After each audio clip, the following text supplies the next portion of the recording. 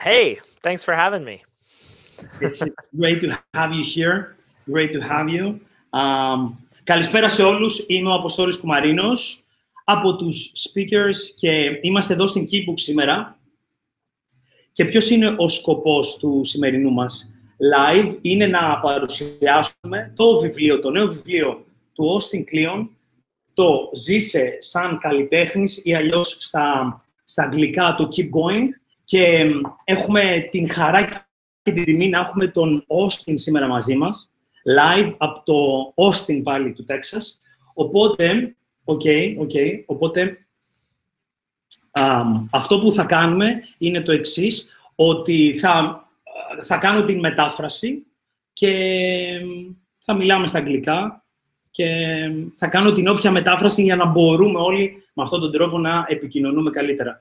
So, hi, Austin. Welcome again. What I was saying was that it's a great honor for us to have you here, to present, to talk, to discuss mainly about your new book, your third in a row after Still Like an Artist, which was your first book, after Show Your Work, which was your second book. It's the one that I have here, the yellow one.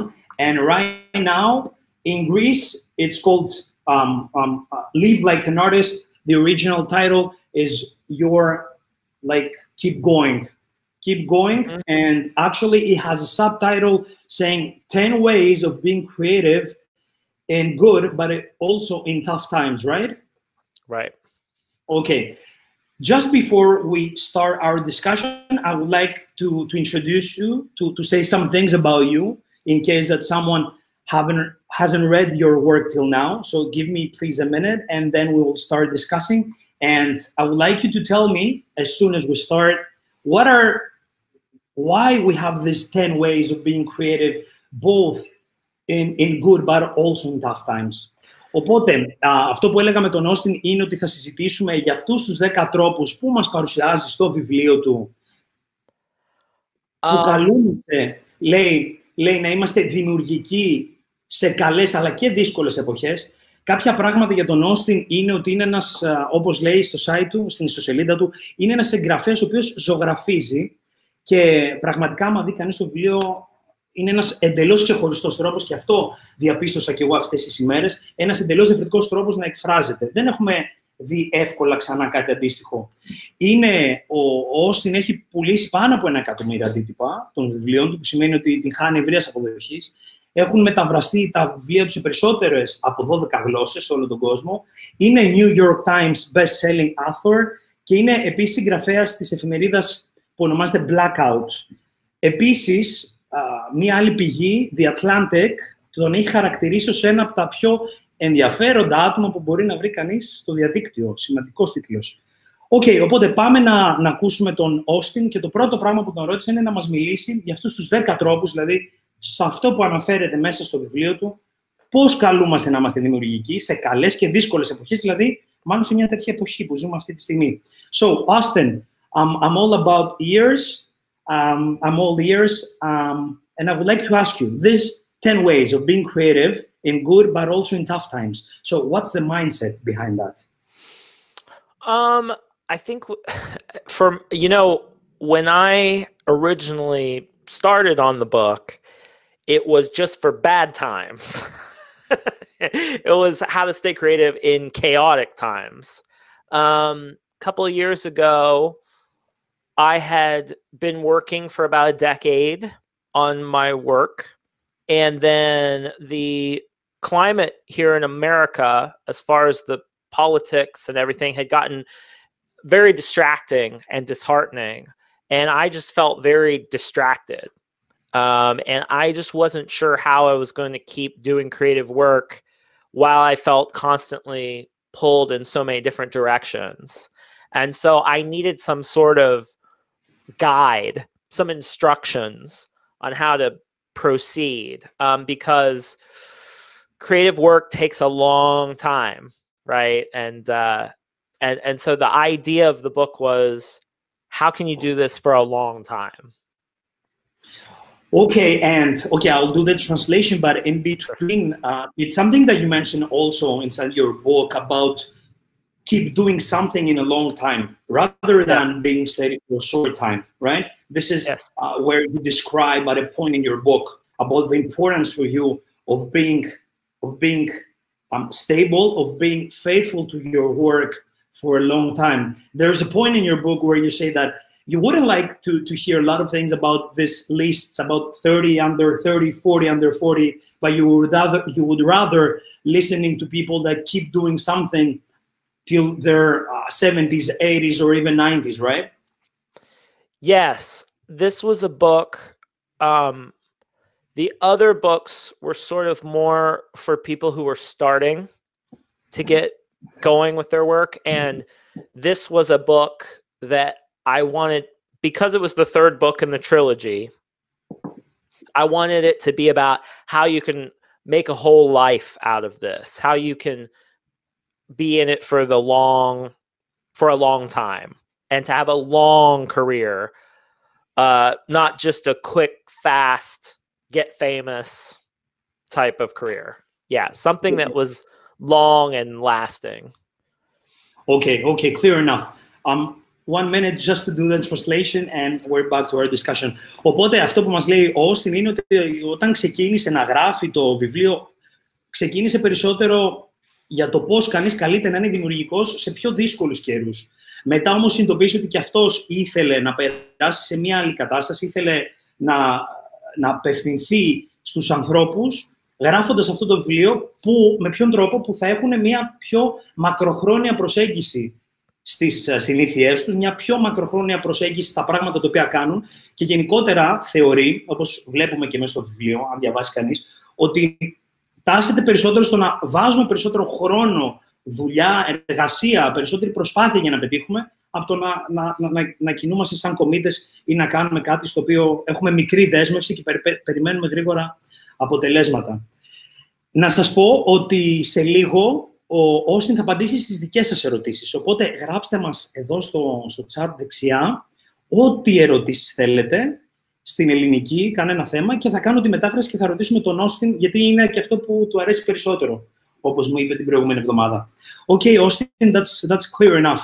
So, there in your book, we have like 10 topics, someone would say, 10 main subjects, okay? So, let's start. Number 1, we have the Groundhog Day.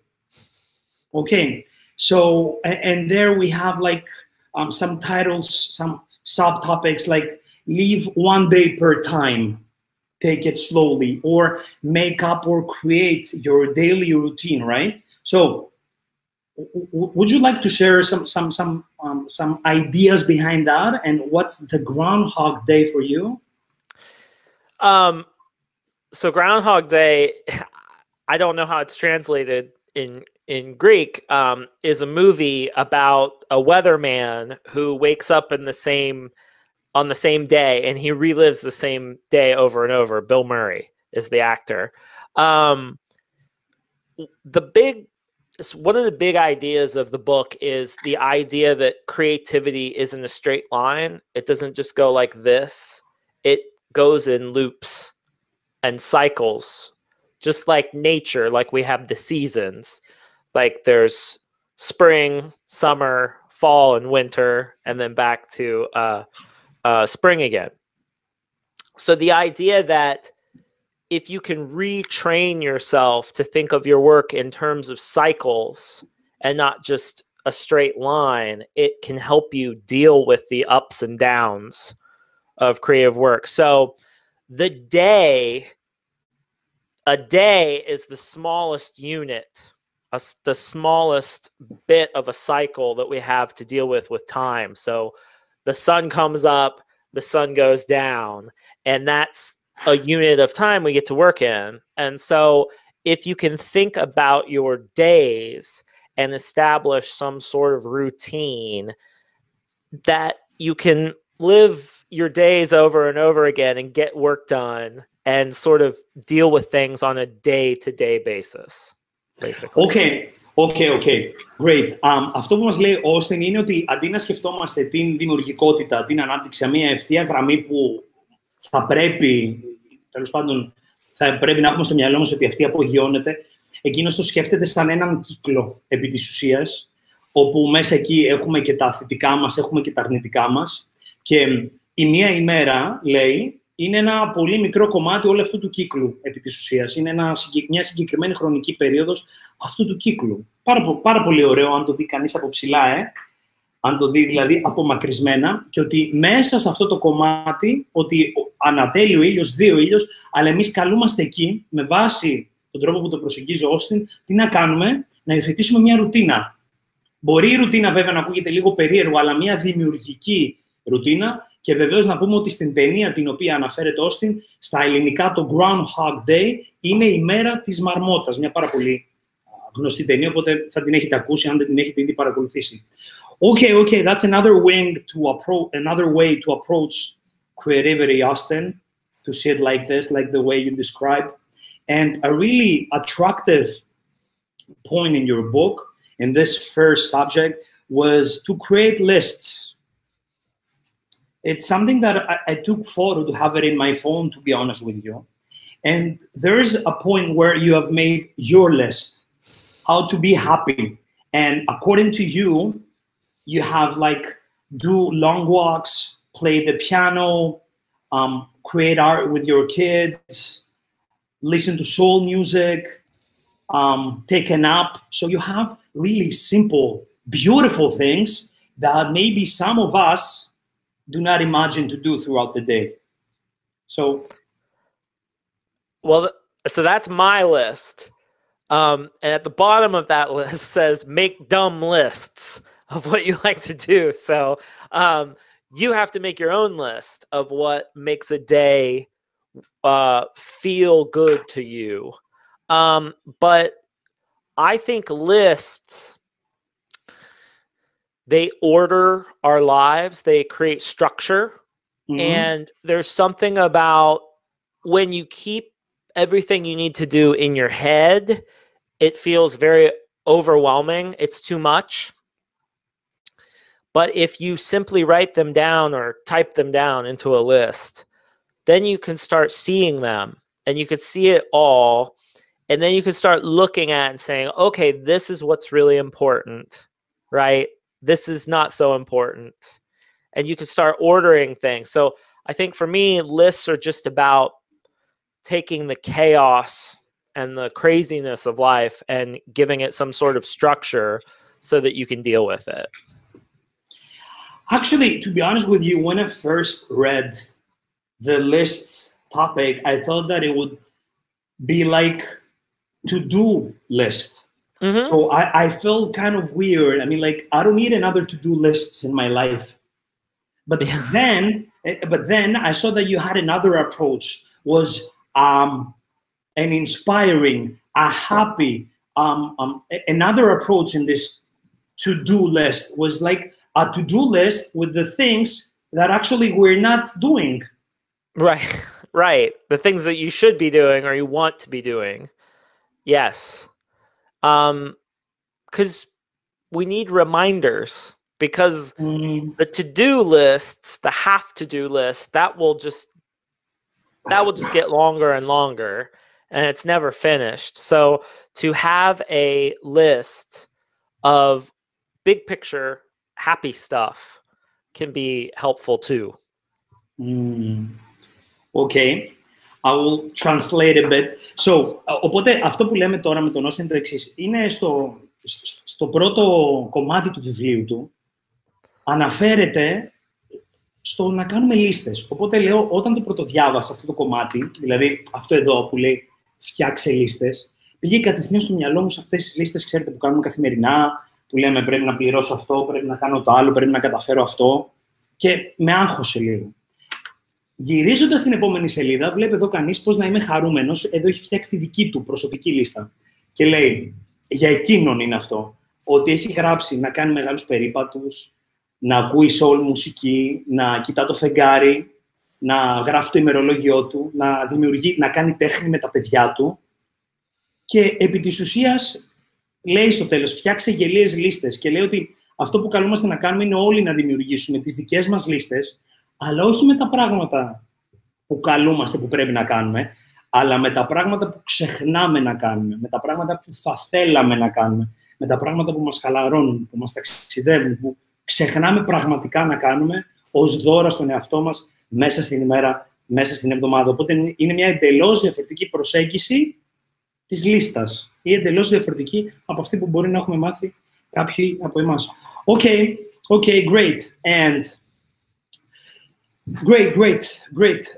Another type of approach in the list and what we have in our mind so far about creating a list. Number 2, Austin, I was amazed by the create a happy station you mentioned in your book. And at the beginning, I didn't quite understand what is a happy station. And there, for you, you mentioned that your happy place, your place that you are really, really happy and you get away is your garage, right? Yes. This is the place where the place where you create. Yes. So yeah. And it could be anywhere. That just happens to be where mine is. I think the word in English is bliss, which is close to happy. But the big idea behind the Bliss Station is that you have to have a place that you can go or a certain time of day. So it can be a time or a space where no one can get at you, where you're just sort of by yourself and you can sort of disconnect from the world so that you can connect with yourself. And this is very difficult to do these days with the coronavirus. Like, you know, I have my kids are home and we're all in the same house. And so one has to be a little bit creative about their Bliss Station now. But it's important to have a time or a place, or preferably both, where you can disconnect, because we're all very connected now, especially with our phones and the internet. So it's very important to have a time or a space where you can have that alone time to do whatever it is that you want to do. Okay, and working on that, continuing on that, you mentioned that you need to disconnect to connect. So what's your angle of seeing things in this? How can I disconnect to connect, actually? I think the first thing that you could do is to turn your phone off, to turn off your internet, to turn off your phone, so that you can't be reached by the outside world. And then I think earplugs help, or headphones, so you can kind of like cut out the noise. And then I think it's really helpful to have some sort of activity that you do with your hands, because I think when you work with your hands, it frees your mind up to have the thoughts that you want to have. So I think if you write in a journal, that helps. I think if you sketch or draw, even if you knit or sew, or even, you know, just meditate. I think but you have to kind of you have to occupy your body with something so that your mind can kind of go loose and you can figure out what's in there. But I believe really strongly in doing something with your hands, whether it's writing or drawing or collaging, like cutting stuff up and pasting it. I think doing something with your hands frees up your mind to have good thoughts. Okay, great. Αυτό που ρώτησα τον Austin σε αυτό το επόμενο κομμάτι είναι ότι μέσα στο βιβλίο του, στο δεύτερο point, λέει ότι να φτιάξουμε όλοι έναν σταθμό χαράς. Για εκείνον ο δικός του σταθμός χαράς, δηλαδή το μέρος όπου αντλεί χαρά, όπου δημιουργεί, όπου αναγεννιέται, είναι το γκαράζ του. Επί της ουσίας τι λέει? Λέει ότι από τη στιγμή που για μένα είναι το γκαράζ μου, μπορεί να είναι ένας οποιοσδήποτε χώρος όλο αυτό για εμάς. Και ειδικά τώρα με τον κορώνα, και είναι πάρα πολύ ωραίο που ακόμα και το γεγονός ότι μιλάμε με μια άλλη ήπειρο, όπως είναι η Αμερική αυτή τη στιγμή, αντιμετωπίζουμε το ίδιο θέμα, δηλαδή την πραγματικότητα του COVID. Οπότε όλοι μας μιλάμε στην ίδια σταθερά αυτή τη στιγμή. Και λέει ότι ζω με την οικογένειά μου, ζω με τα 2 παιδιά, οπότε βεβαίως και είναι πολύ χαρούμενος γι' αυτό. Από την άλλη όμως, καλούμαστε όλοι να περάσουμε χρόνο με τον εαυτό μας για να μπορέσουμε να είμαστε δημιουργικοί. Πάρα πολύ σημαντικό αυτό, να μην ξεχνάμε ποιοι πραγματικά είμαστε και τον χρόνο που καλούμαστε να αφιερώσουμε στον εαυτό μας για να μπορέσουμε να υποστηρίξουμε καλύτερα τον ρόλο του μπαμπά, του σύζυγου, του επαγγελματία, όποιον ρόλο και να ακολουθούμε στη ζωή μας. Οπότε εκείνος αυτό κάνει, εκεί περνάει αρκετό χρόνο και λέει ότι καλείσαι να αποσυνδεθείς για να συνδεθείς. Και εκεί έρχεται αυτός ο σταθμός χαράς, να περάσεις χρόνο με σένα, να κλείσεις το κινητό σου, να κλείσεις τη σύνδεση στο διαδίκτυο, να πας σε ένα μέρος όπου δεν μπορεί να σε βρει άλλος κόσμος, με αυτή την έννοια, και να περάσει εκεί με αυτόν τον τρόπο σε μια δημιουργικότητα. Okay, great. I love this kind of discussions. You mentioned some things that actually are really, I think, really valuable in a really simple way to understand, to approach, to adopt in our lives. There, also, you mentioned in your book a great example about the flight mode, and that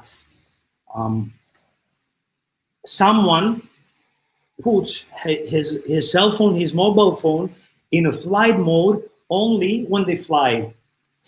Right. Yeah, right? So you mentioned another dimension, actually, which is quite easy.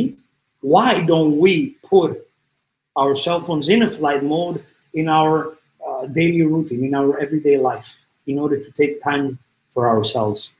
And there you have the next subject, and there the next subtopic is about learning to say no, which is an important thing in our lives. So how do these two connect between each other? Because putting your cell phone in a flight mode, it's a way actually to say no to some things. Yes, absolutely. You're saying no to interruptions. You're saying no to distractions. I think particularly when we're early in our career, as creative people, we like to say yes a lot. We feel very pressured to say yes to invitations and to projects and to every opportunity.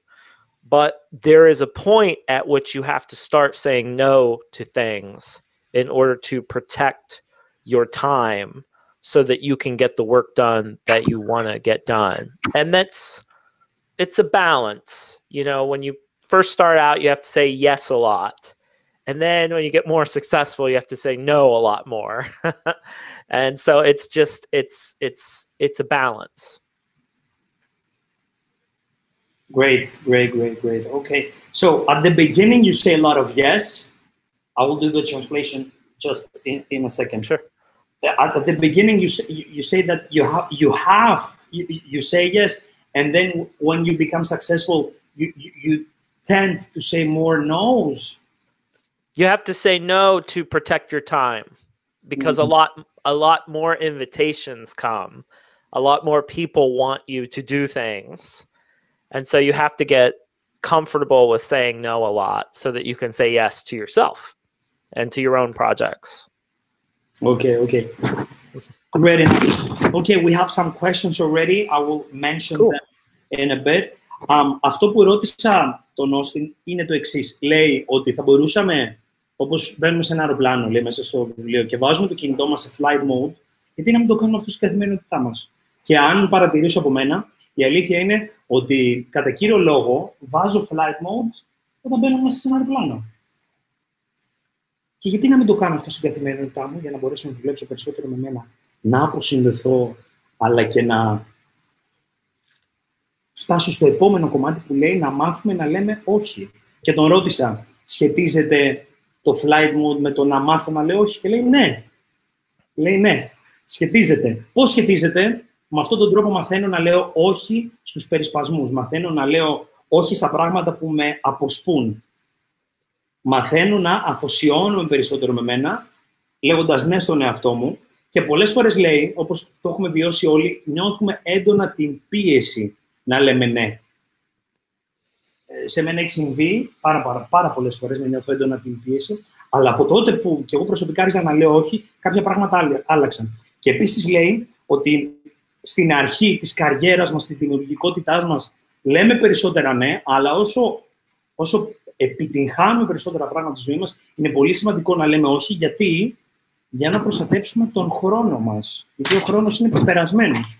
Okay, Austin, we have some comments over there that people love you, that they're huge fan of yours, that they follow your Instagram account, they follow your weekly newsletter, they're registering your mailing list, so you have fans here in Greece, and that's a great thing.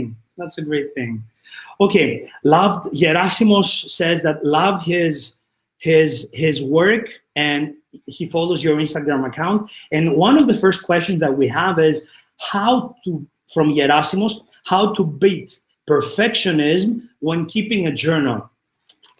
Oh, when keeping a journal. That's interesting.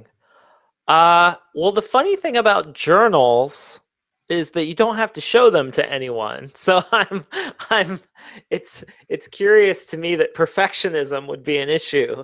I think for me, maybe just showing you a journal of mine would help. Okay, yeah, that would be great. So if you look right here, I don't know how well you can see it. This is a whole crate. This is about 3 years worth of journals. Okay. So let's see.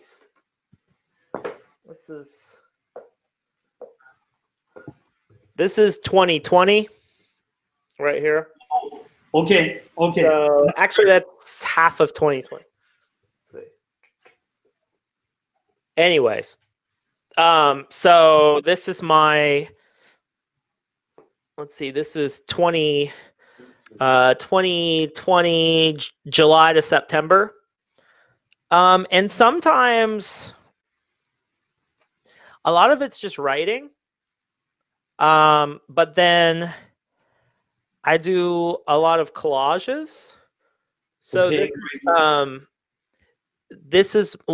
these are my son's drawings, my kids. So I take their drawings and I add them to stuff. I do like this isn't mine, but this is mine. This is, I'm trying to get this so you can see it here. These are collages. And let's see, what else do I have in here for you? Yeah, I do. So sometimes it's both. So here's a collage. Beautiful. And writing. So the way I beat perfectionism is if I don't feel like writing, I'll make a piece of artwork, or I'll do a collage, or I'll draw. And then if I don't feel like doing a piece of artwork, I'll write. And I use those two things to procrastinate, to kind of, if I'm not feeling a certain way.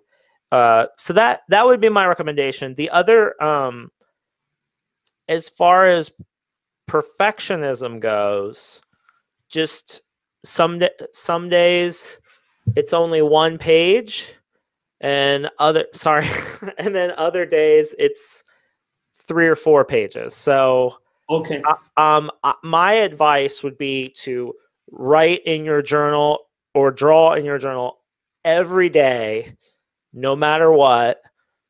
Fill one page and start from there, and then see where it goes. Okay. Οπότε στην ερώτηση αυτή που έκανε ο Γεράσιμος, αναφορικά με το πώς μπορούμε να νικήσουμε να είμαστε το perfectionism όταν γράφουμε στο ημερολόγιό μας, λέει λοιπόν ο Austin ότι, και μας έδειξε μάλιστα τα δικά του τα ημερολόγια, που ήταν πάρα πολύ ωραίο αυτό, να δούμε δηλαδή από τα προσωπικά του ημερολόγια τι βάζει μέσα, πώς δημιουργεί τις δικές του σκέψεις, και λέει ότι το κάνει με τον εντελώς δικό του τρόπο. Αν δεν θέλει να γράψει, κάτι ζωγραφίζει, κάτι σχεδιάζει. Αν δεν θέλει να σχεδιάσει ή να ζωγραφίσει, τότε γράφει. Αλλά είναι μια εντελώς δική του προσέγγιση. Και λέει ότι θα ήταν πάρα πολύ όμορφο να κρατήσουμε μια συνέχεια σε αυτό. Δηλαδή, να γράφουμε κάτι στο ημερολόγιό μας κάθε μέρα. Κάθε μέρα να γράφουμε κάτι. Είτε να ζωγραφίσουμε, είτε να σχεδιάσουμε, είτε να γράψουμε. Αλλά κάτι έτσι ώστε να δίνουμε όθηση στην καθημερινότητά μας με αυτόν τον τρόπο.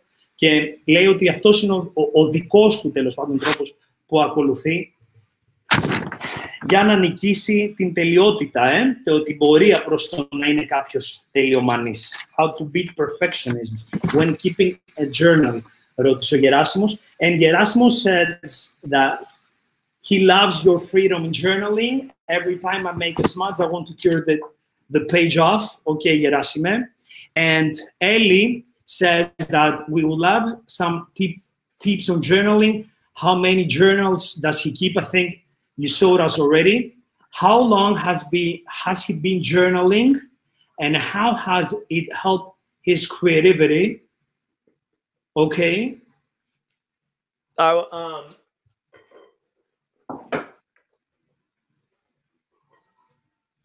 So I'll show you. This is I think I can switch here. I'm gonna try something real quick, if that's okay. Okay. Can I try something? Let's go. Let me see if this works. Let me see if I can show you. Can you see that? Totally, yes. Okay, so this is my journal from when I was 13. And I kept this in school. Whoa. You could see my 13-year-old handwriting. So I've been keeping a journal or a notebook for probably 25 years now. And this is, let's see, this is what my journal now looks like. Okay. And so it's the same, like, you know, lots of collages. And then a lot of writing still. So yeah, and then sometimes writing and drawing at the same time. A lot of creativity in there, Austin, huh? Yeah, well, you know, it's what I do. A lot of creativity. And here's like, you know, so that's kind of what it looks like. These are this is fruit I cut in half and use a stamp pad to print with my kids. And yeah, drawing. So it's very, there's a whole, it's a, you know, it's almost like I almost think of it like a medieval manuscript. Okay. Like an old illuminated manuscript, like a monk would write. So that's that. So yeah, I've been keeping a journal on and off for probably 25 years, I would say. Okay, we have the same age. We were both born in 1983. Yes. So you just you just talked about our age right now. We're both 37 to 38, right? Yep. Yes. So yeah, I would say probably 23-24 years. Okay. And I keep all my journals. I have them all. They're still here. Okay. So yes, we saw that already, right? Yes.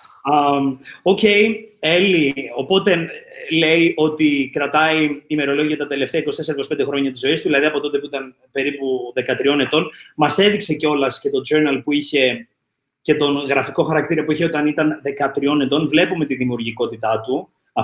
Τουλάχιστον αυτό παρατήρησα εγώ, έντονη δημιουργικότητα. Οπότε δεν μου κάνει καθόλου εντύπωση όλο αυτό που έχει δημιουργήσει πλέον ο Austin. Okay, great things. It's really important to see your work and also see what you had 25 years ago and to take it from there and reach to this amazing book of yours. So, a question that I would like to do to you, okay? Θέλω να ρωτήσω τον Austin ποια είναι τι σημαίνει για εκείνον μια παραγωγική ημέρα. So, Austin, would you like to share with us what is, under your terms, under your lifestyle, under your way of thinking, a productive day looks like? What could a productive day look like for you? A productive day for me is I write a little bit. So Write a little bit. I write in my journal. I make some sort of artwork. So whether it's a collage or a poem, like I make these crazy blackout poems. Yeah, I love them because they're at many points in your books, right? Yes. So it's something like this. Yeah, yes, exactly. So I will try to make one of those. I don't know if you guys, maybe you could see it a little bit better like that. Yeah. So what I do is I take a newspaper article and I black out most of the words and just leave a few words behind. Okay. So I'll try to make some piece of art like that. And then reading to make sure that I've read something, you know. It's very important for me because I'm a writer. It's very important for me to read so that I'm filling, you know, things are coming in and they're going out. Yeah. So a day where I write, I make some sort of artwork, I read a book, and then probably go for a walk, do some sort of exercise. That's a good day. That, like, if all those things happen, that's a pretty good day. If I could get some time to play some music, like to practice the piano or to play guitar. That's a good guitar back there, actually. That would be good. Thank you. Yes. I believe in hobbies. I think it's very important to have, because art and writing is my job now, it's very important for me to have creative things I do for fun, because writing and art, even though they're fun, they're also my job. So music is my fun time, if that makes sense. Okay, great. We'll get to that point because it's a really interesting topic where I would like to ask you one thing. Give me 1 minute to do the translation and I'm back. Sure.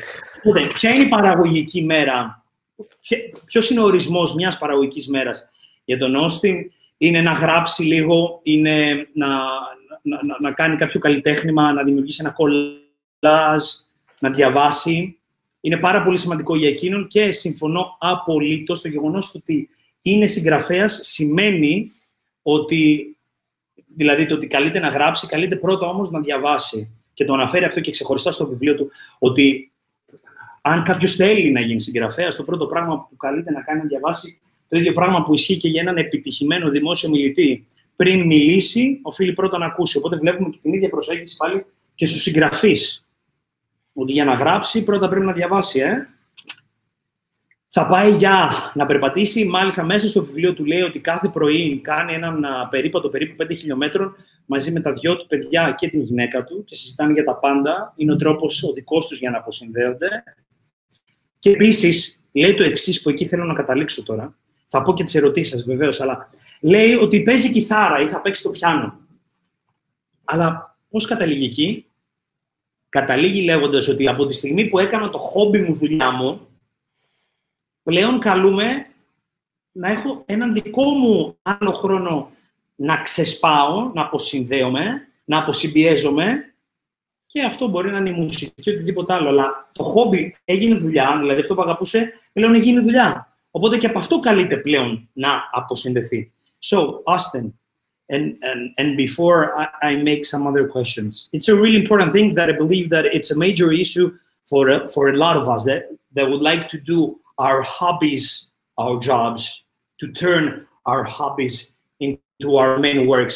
And you say that you have done that already, okay? You took the writing, and this is your main job right now, okay? The creating stuff. But what is considered to be the love of your life, or one of the main reasons of your existence? You say right now that since it has become a work, you have to take some time to disconnect from that. Yes.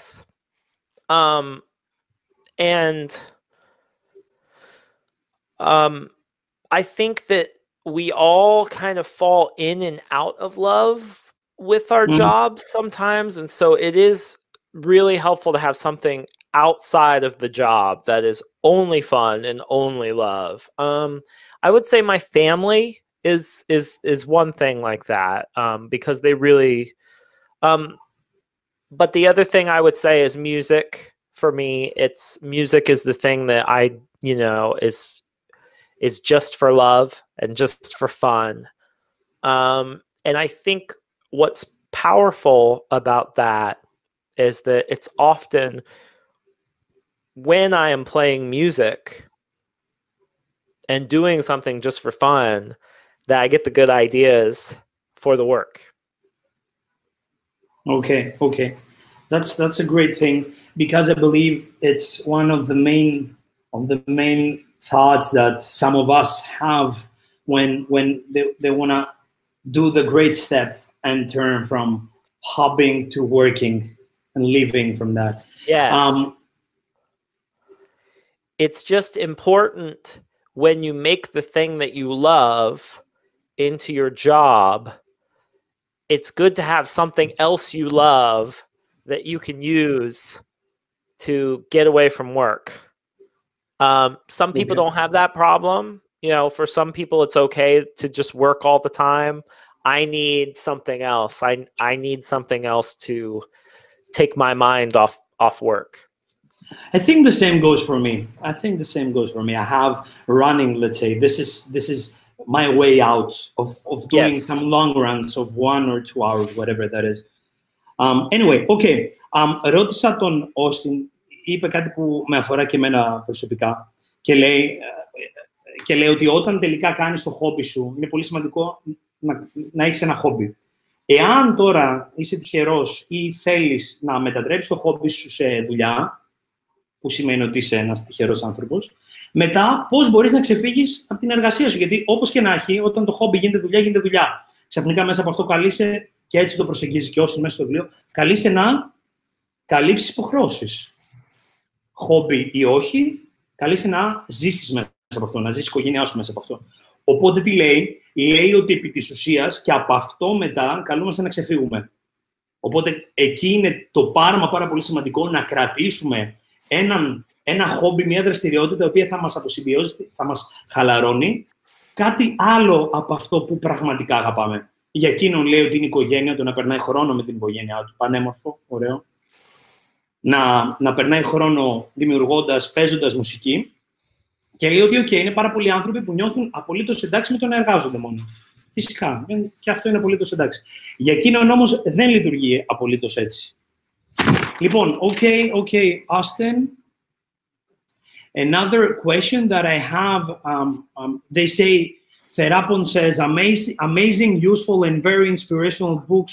Austin, thanks a lot. And okay, and then again we have another question. Παιδιά, κυρίες και κύριοι, ό,τι ερωτήσεις έχετε, μας τις στέλνετε εδώ και θα ρωτήσω τον Austin. So, another question is that sometimes, from Yerasimus again, that sometimes when we do our hobby, we take away time from our family. We take out actually ourselves from our family. So, is there a way to find a balance in order not to feel guilty about that? I mean, like when I spend my time in my hobby, but at the same time, there's this cause that I take out time, I stay away from my family. So how can I keep a balance over there? I think it's different for everyone. For me, one of the things I've done is that my sons love music. And so that has been an easy way for me to sort of merge my hobby with family time. But I think family is more important than hobbies personally for me. my family is more important than work and hobbies. So I sort of, I spend more time, I would say, I prioritize with them. Yes. And I have a little pocket notebook that I keep, and I'm always scribbling ideas when I'm hanging out with the boys, and I often draw with them and make music with them. So if you have a family, I think what's important to remember is that they won't always be little, or won't always want to spend time with you. So to keep in mind that there are seasons and that life will change, and to just, you know, be clear with yourself what is the most important. You know. So, Austin, I've read in your book that every day you do a 5-kilometer walk with your boys and with your wife in order to spend time with them, in order to meet your neighbors, exchange some words, communicate with your neighbors, enjoy and talk about any other thing rather than work, right? So how does that work? It's great. We live in Austin is Texas is a place where you can walk pretty much every day. It's nice enough. The weather is good enough to get out every day. And I think that time is almost more for my wife and I than my sons. They're getting too big for the stroller to push them. But it's great. I mean, it is it's good for the mind to get out in the fresh air. Maybe a frame of freedom, and maybe with the same way also you're exercising your body, right? So yes. So there are two things achieved over there. Yes, body and mind. It's all together. Okay. Αυτό που συζήτησα τώρα με τον Όστιν έχει να κάνει για το χρόνο που περνάει κάθε πρωί με την οικογένειά του, και λέει ότι περιγράφει ότι, όπως σας είπα και προηγουμένως, κάνει μια αρκετά μεγάλη πορεία κάθε πρωί με τα δυο του παιδιά και με τη γυναίκα του, και με αυτόν τον τρόπο μπορούν να περνάνε χρόνο για εκείνους, χρόνο μακριά από οποιοδήποτε κομμάτι έχει να κάνει με την εργασία, για να αναζωογονηθούν, για να αφιερώσουν περισσότερο χρόνο σε εκείνους. Και αναφορικά με αυτό που ρώτησε πριν ο Γεράσιμος, δηλαδή αναφορικά με το χόμπι, αυτό που ρώτησες, Γεράσιμε, λέει ότι για εκείνο είναι πιο σημαντική η οικογένεια. Οπότε φροντίζει να κάνει πρώτα εκείνο και μετά να ασχολείται με κάποιο από τα χόμπι του. Και λέει επίσης, μας είπε επίσης ότι επειδή και ο γιος του αγαπάει τη μουσική και ο ίδιος, οπότε μπορεί να συνδυάσει το χόμπι μαζί με ποιοτικό χρόνο με την οικογένειά του. Okay, Austin, a question that I have. How do you handle your tough times? Especially this period of time. Yes. Especially right now. You have the US elections on one hand, really, really important case. On the other hand, you have COVID, and then you have your everyday things to handle with your family, with your work, with everything. So what does tough time mean for you, could mean for you, and how do you handle that? On good days, I try when I wake up in the morning to have my morning not be full of news or looking at my phone.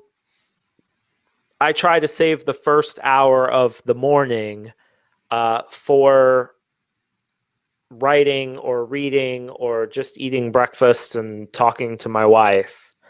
And then after that, I try to do my really important creative work right after that. So I try to write, I try to make art. And then for the rest of the day, I sort of, whatever needs to be done gets done. And then at the end of the day, after dinner, I really try to shut down the phone and the world again. I try to relax. I put my kids to bed, and then my wife and I will have a drink, a couple whiskeys, and watch TV usually, and then go to bed. And I try really hard to not look at my phone for the last hour of the day. So the first hour when I get up, and then the last hour before I go to bed, I try not to have a phone, and I try to just read a book or something like that. And that's so basically, this is during your good days. That's all days. Try. You know, bad days are bad days. I just kind of work, you know, I work whether it's good or bad. I don't really, I'm trained almost kind of like an athlete, you know, like a runner. You don't just run whenever you feel like it. You know, you have to run every day if you want to get good. That's kind of how I am with my work. And especially when you do not want to run, that's the point, that's the day, that's the moment where actually you need to run. Definitely when you do not feel like it. And I'm not a sports guy. I'm not very athletic, but I do find that walking or doing push-ups, that can be really, that's the kind of thinking, building muscle, building endurance, that's the kind of thing that will help you with your creative work. To do those activities, to feel how if you do push-ups for 30 days, it's really, really hard at the beginning, and then it gets easier as you go. That's important to learn, because I think it's true of drawing or writing. When you first get started, So actually, there is a new mindset, right? With you when you're insisting on something, like the building of a new habit, something like that. If I keep doing my push-ups, let's say for. Yeah, so it's hard to get started. Yeah. And it's all about continuing, you know, day after day after day after day. Staying consistent. Consistency. Yep. Okay. Exactly. Okay. Ωραία. Ρώτησα λοιπόν τον Όστιν το εξής, ότι πώς εκείνος διαχειρίζεται κάποιες δύσκολες περιόδους για εκείνον ή μια δύσκολη μέρα και τα σχετικά. Και λέω από τη στιγμή που τώρα υπάρχει ο COVID, υπάρχουν οι εκλογές που είναι τώρα πρώτων πυλών, ακριβώς αύριο, οι οικογενειακές στιγμές, τα όποια θέματα καλείται να αντιμετωπίσει, πώς αντιμετωπίζει, και λέει ότι επί της ουσίας παίρνει μία ώρα το πρωί και μία ώρα το βράδυ. Είναι ένας πάρα πολύ ωραίος τρόπος, μάλλον αν το εφαρμόσει κανείς θα το δει, για να ξυπνάει αλλά και να ξεκουράζεται το βράδυ. Και λέω ότι το πρωί δεν θα κοιτάξει το κινητό του, δεν θα διαβάσει τα νέα για να μην επηρεαστεί, και θα περάσει χρόνο με αυτά που καλείται να κάνει, να δημιουργήσει, να κάνει κάποια δημιουργική δουλειά, να αφιερώσει χρόνο σε εκείνον, αλλά σίγουρα να μην ξεκινήσει με το κινητό και με τα νέα που όταν κανείς, και το αναφέρει και μέσα στο βιβλίο του, όταν πας να διαβάσεις νέα το πρωί, είσαι ανοιχτός σε οτιδήποτε αναφέρεται εκείνη τη στιγμή. Οπότε, επί της ουσίας, δέχεσαι οποιαδήποτε πληροφορία υπάρχει. Νούμερο 1, νούμερο 2, και μέσα στο βιβλίο του λέει ότι εάν διαβάζω τα κυριακάτικα νέα, νομίζω ότι σαν πολίτης θα μάθω όλα όσα καλούμε να μάθω. Οπότε κάπως έτσι το προσεγγίζει. Και επίσης λέει ότι και το βράδυ παίρνει μία ώρα πριν κοιμηθεί, μπορεί και παραπάνω, κλείνει το κινητό, προσπαθεί να αποσυνδέεται, και μετά το δείπνο θέλει να περάσει χρόνο με τη γυναίκα του, να δει κάποια ταινία, να πιούν κάτι, να ηρεμήσουν, και βλέπουμε ότι εκεί πάει σε μια πιο καθημερινή, μια πιο απλή ρουτίνα. Και αυτό που νομίζω είναι ιδιαίτερα σημαντικό είναι το εξής. Ότι αν ακόμα και ο ίδιος λέει δεν θεωρεί τον εαυτό του αρκετά αθλητικό, παρόλα αυτά κάνει πράγματα όπως το περπάτημα, όπως τα push-ups, που θα τον βοηθήσουν να παραμείνει δημιουργικός στα υπόλοιπα. Διότι για εκείνον αυτό το κομμάτι είναι ένα πολύ σημαντικό κομμάτι της γενικότερης δημιουργικότητάς του, και όπως θα δούμε πολύ εύστοχα, πολύ ωραία, υπάρχει μια έκφραση μέσα στο βιβλίο του από τον Θωρό, που λέει ότι, είχε πει ο Θωρό, ότι τη στιγμή που τα πόδια μου κινούνται, οι σκέψεις μου αρχίζουν να ρέουν. Είναι πάρα πολύ σημαντικό. Actually, Austin, as I was translating all this, I made a reference to your topic, to your subject in your book, with the title "Demons Hate Clean Air." Fresh air, yes. Fresh air, and there where you say like exercise is a type of exorcism, and there we have also a quote about saying that the moment my legs move, my thoughts are floating. So it's really important, and it's a great thing to see that in order for you to be creative enough, you have included the exercise in that game, in your mindset, whatever, right?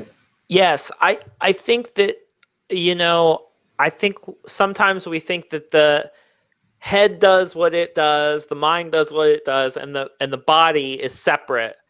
But I think they talk to each other. And I think that if you use your hands or you use your body, I think that frees up your mind, and I think they talk to each other, basically. I think it's all connected. And so I think sometimes creative people worry too much about up here. Yeah, but it's not. And they don't worry about the rest of it, you know, whether it's getting exercise or getting enough sleep. General health, I think, just makes the creative work even better. So you have to think about both. Okay.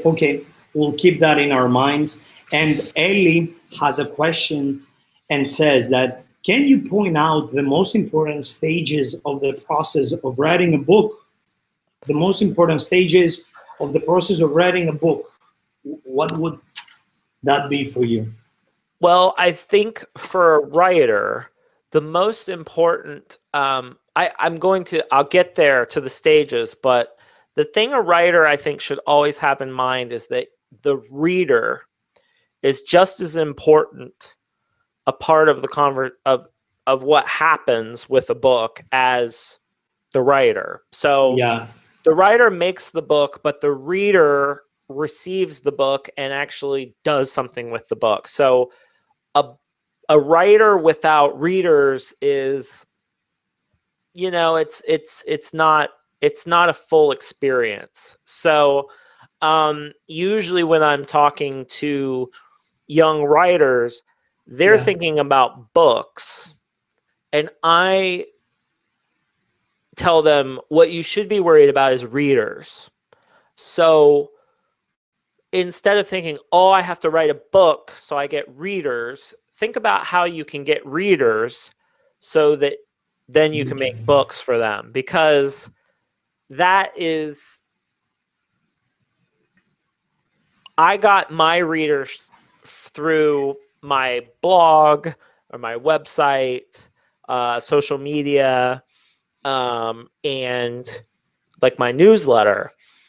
And then they were ready for a book. And then the books did well because those people were already there, and then they shared the books. People found the books, and then they came back to me, to the website, to the newsletter, to social media. So the easiest way, so what I would recommend to people when they think about writing books is think about readers first. How could you build an audience for what you do before you publish books? Now, as far as books go, that's my primary advice. The rest of writing books is like, it's not rocket science. You know, it's just there's the idea for the book, and then the question of whether you want to publish it yourself or through a publisher, and then there's agents and editors, and it's a whole process. But I think fundamentally what a writer wants is readers. And books aren't the only way to do that, and not even necessarily the best way to do that anymore. So I would focus first on getting readers, and then you can think about books. Great approach. So, Έλλη, απλώς να κάνω τη μετάφραση, αυτό που λέει ο Όστιν είναι ότι αν θέλει κάποιος να γράψει ένα βιβλίο και είναι πανέμορφο, αυτό που λέει, ότι επί της ουσίας αυτό που καλείσαι να κάνεις είναι πρώτα να σκεφτείς τους αναγνώστες σου. Πρώτα να σκεφτείς το κοινό στο οποίο απευθύνεσαι και να σκεφτείς πρώτα σαν αναγνώστης και όχι σαν συγγραφέας. Διότι αν το κάνεις αυτό θα μπορέσεις να δημιουργήσεις ένα βιβλίο που μάλλον θα μπορέσεις να απευθυνθείς σε περισσότερο κόσμο. Εκείνος λέει ότι δημιούργησε το blog του, δημιούργησε την ιστοσελίδα του, δημιούργησε τα κοινωνικά δίκτυα, το newsletter που πολλοί από εσάς λέτε ότι είσαστε ήδη εγγεγραμμένοι σε αυτό, που σημαίνει ότι όντως έχει πολύ μεγάλη επίδραση. Και μετά πέρασε στα κομμάτια του βιβλίου. Δηλαδή, πρώτα είχε φτιάξει ένα κοινό που ήταν σημαντικό για το κοινό να ακούει τον Όστιν και να συνδεθεί μαζί. Και μετά έρθει και το βιβλίο. Θεωρεί ότι δεν είναι rocket science για να γράψει κανείς ένα βιβλίο. Λέει ότι υπάρχουν τα τακτικής φύσεως ζητήματα που έχουν να κάνουν με την ιδέα που θα βρει κανείς για να υπάρξει λόγος να εκδώσει ένα βιβλίο. Ότι να αποφασίσει κανείς αν θα το εκδώσει μόνος του ή αν θα το κάνει μέσω κάποιου εκδοτικού οίκου. Τα βλέπει σαν τακτικής φύσης αυτά τα ζητήματα, αλλά λέει ότι για εκείνον πρωτεύοντα βασικό θεμελιώδη λόγο παίζει το να μπορείς να σκεφτείς σαν αναγνώστης, να βρεις αναγνώστες για το δημιουργήμά σου. Okay. Clear enough. And reaching to the end a bit slowly of our discussion, there's a last topic in your book where I can say that I love the most. It's the last one, right? About the garden, about how to plant your garden. Also, I've made a lot of comments in this topic, to be honest with you. And that's the last thing. Το φύτεψε έναν κήπο, τελειώνει αυτό το βιβλίο. Και ήθελα λοιπόν να δω ποια είναι η δική του, πώς το προσεγγίζει όλο αυτό. Και εδώ λέει ότι η δημιουργικότητα έχει εποχές και κάποια στιγμή αναφέρει μια ιστορία μέσα και λέει ότι κάποιος μαθητής της Μίκη Μάιερς, λέει, διδάχτηκε από ένα δέντρο, την άνοιξη, λέει, ομόρφαινε λόγω όσων πέρασε το χειμώνα. Και όσο πιο δύσκολος ήταν ο χειμώνας, τόσο πιο μεγαλειώδης ήταν η άνοιξη. So, Austin, about the garden and about our way of understanding this, your last subject. Number one question, why did you pick, is there a specific reason, why did you choose to finish your book with this subject?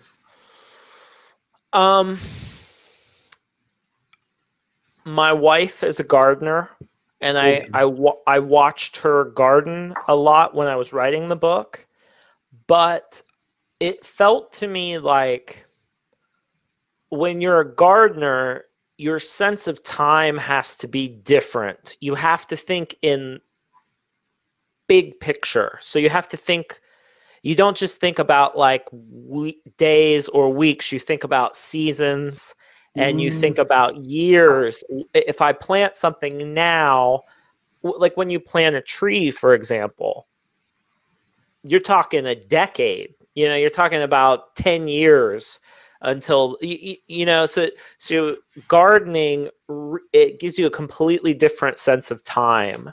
And so I wanted to, the book is really about time in a sense. That I think actually that's one of the big topics of the book, is just thinking about time in bigger ways, and to not be in such a hurry. And I wanted a way to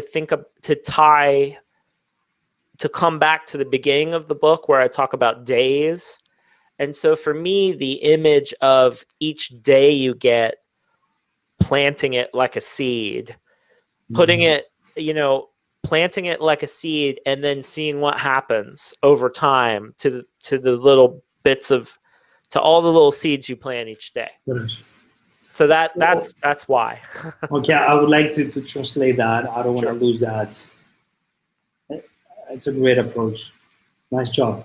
So, αυτό λοιπόν που τον ρώτησα είναι γιατί επέλεξε να κλείσει το βιβλίο του με αυτό το τίτλο, με αυτό το θέμα τέλος πάντων, με αυτό το τελευταίο κομμάτι που λέει «Φύτεψε έναν κήπο», και λέει ότι η γυναίκα του, ασχολείται πάρα πολύ με τον κήπο και με αυτόν τον τρόπο και αυτός είχε κάποιες ιδέες και λέει ότι κάποιος ο οποίος ασχολείται με αυτό το κομμάτι προσεγγίζει τον χρόνο διαφορετικά. Ότι έχει μια διαφορετική αίσθηση του χρόνου. Γιατί σκέφτεται με εποχές ή με χρόνια. Οπότε απομακρύνεται, το βλέπει πιο γενικά, μαθαίνει να έχει υπομονή και λέει ότι καλείσαι επί της ουσίας να δώσεις χρόνο στον εαυτό σου, να αλλάξει και να παρατηρήσει τα μοτίβα, όπως λέει και ο David Thoreau, να ζει κανείς την εποχή που περνάει. Και για εκείνον, αυτό μου άρεσε πάρα πολύ τώρα που είπε, που λέει ότι κάθε ημέρα και ο κόπος, η προσπάθεια, η δική σου ενέργεια μέσα στην κάθε ημέρα είναι σαν ένας μικρός σπόρος που τον φυτεύεις και καλείσαι μετά από καιρό να δεις πώς απέδωσε.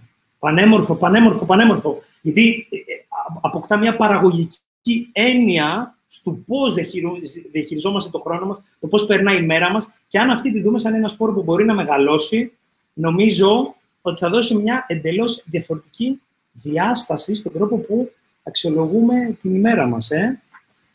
Okay, a great approach you've done over there, you gave us over there, and keep going. This is the title of your book, Keep Going.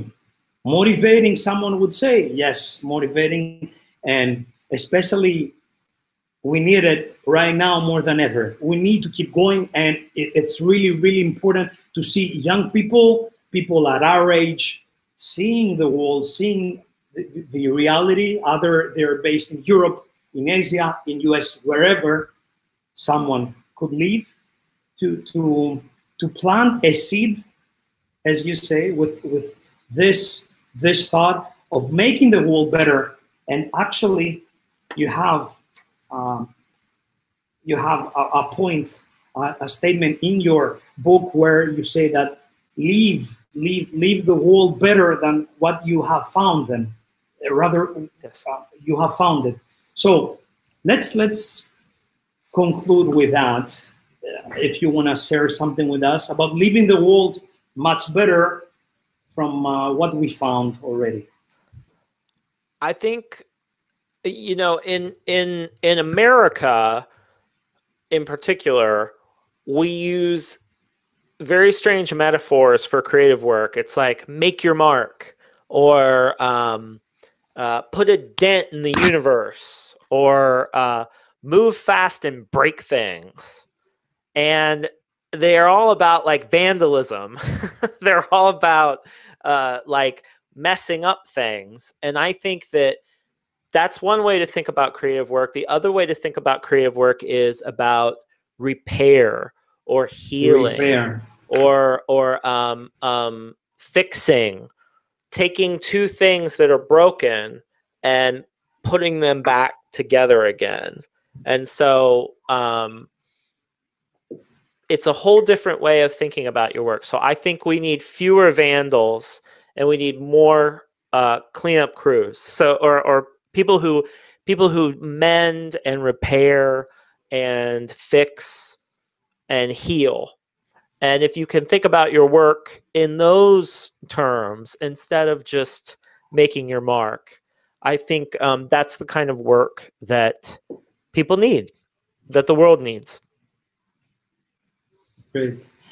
Ρώτησα τον Όστιν αναφορικά με ένα σημείο στο οποίο αναφέρει στο βιβλίο του στο να αφήνουμε τον κόσμο καλύτερο από ό,τι τον βρήκαμε και λέει ότι υπάρχουν κάποιες συγκεκριμένες εκφράσεις στην Αμερική όπου λένε make your mark or move fast and break things και ότι αναφέρονται περισσότερο στο να σπάσουμε κάτι, στο να καταστρέψουμε κάτι αφήνοντας το αποτύπωμά μας, αφήνοντας το σημάδι μας. Εκείνος το βλέπει εντελώς διαφορετικά, το βλέπει με την έννοια της σίασης, με την έννοια του να επαναφέρουμε κάτι, να συνδέσουμε κάτι, να επισκευάσουμε κάτι.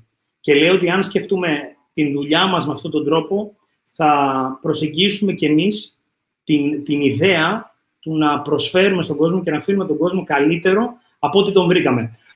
We have some beautiful comments over there that thank you so much. It was a great time with us. Be blessed. Jacques says, and Gerasimos says that you're so simple, yet your thinking is too deep. Effie says that you were both great, congratulations. M. Art Cat says, to the point as always. Despina says, lovely. Thodori says, hello to both of you. Theodora says that this is a beautiful thought of yours, your way of thinking. And just before we close, Austin, if I would ask you for three things, according to your perspective, to your point of view, to your angle of seeing things, three things in order. Here we have 10 ways, okay? Here we have 10 ways of being productive in good and tough times. If you would choose three, what would be these three reasons, three ways of staying productive in good and also in tough times? For you, three ways. Take time to turn off your phone, no internet, go for a walk, get out. Number two is go for a walk. Number two is go for a walk, see the world, experience the world with your own senses. And three would be take time to play, to do things for fun, not for profit or for any other reason, just to play and have fun and enjoy. So like staying an amateur, being an amateur, even if you're a pro, something like Absolutely. that. Yep, exactly. Okay, so not forgetting about having joy in staying amateur, even if you are a professional, right? Even more important if you're a professional. Yes. Ρώτησα τον Όστιν στο βιβλίο, λοιπόν, μιλάει για τους 10 τρόπους για να είμαστε δημιουργικοί σε καλές και δύσκολες εποχές. Όπως αυτή που ενδεχομένως βιώνουμε τώρα. Και του λέω, αν είχες να διαλέξεις τρεις τρόπους, ποιοι θα ήταν αυτοί? Και λέει νούμερο 1, να παίρνουμε χρόνο για εμάς, κλείνοντας το κινητό, μένοντας μακριά από πράγματα που μας αποσπούν.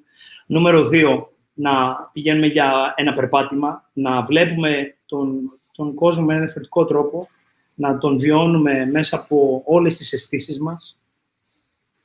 Και νούμερο 3, που νομίζω εγώ το χρειάζομαι έντονα αυτό, αλλά μου αρέσει και πάρα πολύ όταν παίρνω τον χρόνο και το κάνω, να παίρνει κανείς το χρόνο του να παίζει. Και όπως ανεβάσαμε και στους speakers εχθές κατά τύχη, να παίρνεις το χρόνο να διασκεδάζεις και να παραμένεις ερασιτέχνης ακόμα κι αν είσαι ένας πολύ επιτυχημένος επαγγελματίας. Austin, one last question. 3 reasons who are very easy but rare to do, Despina says. 3 reasons? No, it's not a question. It's a statement. Okay. Thodori says that thank you both for this beautiful discussion. Austin, I will be completely honest with you. I really enjoyed the fact that we are exactly at the same age. We have grew up in different countries, but we see things in the same way. I enjoyed tonight's discussion like being your friend or like having spent enough time with you. I felt that connection, and I can say that I can leave this room, this chat room, being a better person after almost 80 minutes of discussion with you. Well, I'm glad this was fun for me. So thank you. Okay. I would like to thank you, public, for giving us the opportunity to discuss. I would like to thank the publishing house, Keybooks, for hosting me. And I would like to thank everyone that spent their valuable time with us today, listening to our thoughts, to our discussion. And Austin, you're more than welcome after COVID, during COVID, whatever, to join us here in Greece. And why not hold this type of discussion in person? I had a great time. And I would love that. Why not meet in person, either in Greece or in US? You never know. I would love that. Okay? It was a pleasure. The pleasure was mine. Thank you. Thank you, Austin. Thank you. Thank you.